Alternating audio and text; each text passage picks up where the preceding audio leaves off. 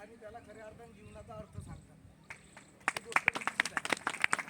आता इथल्या आठवणी म्हणजे काय, तर माझं हे मूळचं गाव नाहीये.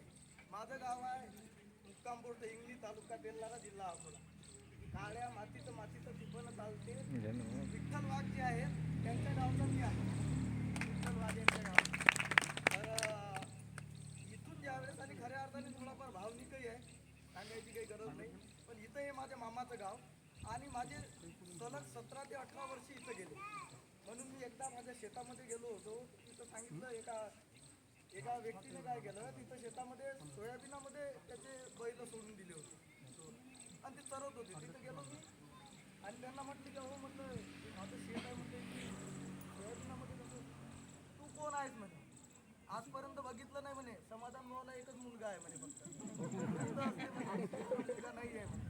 म्हटलं असं कसं, मला ओळख करून द्यासाठी तिसऱ्या शेतामध्ये पळत जावं लागेल, एका व्यक्तीला आणला असं त्यांना सांगितलं. त्याच्यानंतर म्हटलं आता बैलांना काढू का, म्हटलं बाहेर, म्हटलं ठीक आहे. तर अशा प्रकारचं गावाकडे ओळख नाही आहे माझी. सर्व बालपण इथं गेलं. तर माझे जे गुरुजन आहेत, म्हणजे 1ली ते 4थी पर्यंत मी इथं शिकलो मराठी खुर्दमध्ये, आणि त्याच्यानंतर 5वी ते 7वी आमच्या वरिष्ठ प्राथमिक शाळेमध्ये आमचे मुख्याध्यापक वक्ते सर, गोंड सर आम्हाला शिकवायला होते. गोंड सरांनी पट्टे बरेच दिले आम्हाला, पण खऱ्या अर्थाने त्यामधूनही आम्ही शिकलो. त्याच्यानंतर इथं आलो मी.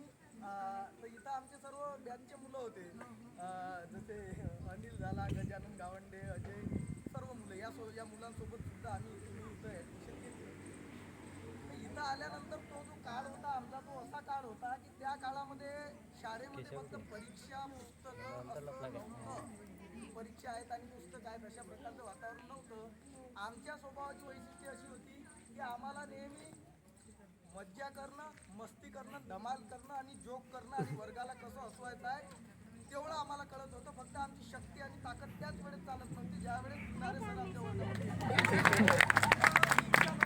द्यावं लागत होतं, कारण एवढ्या दुरून चॉक फेकून मारत होते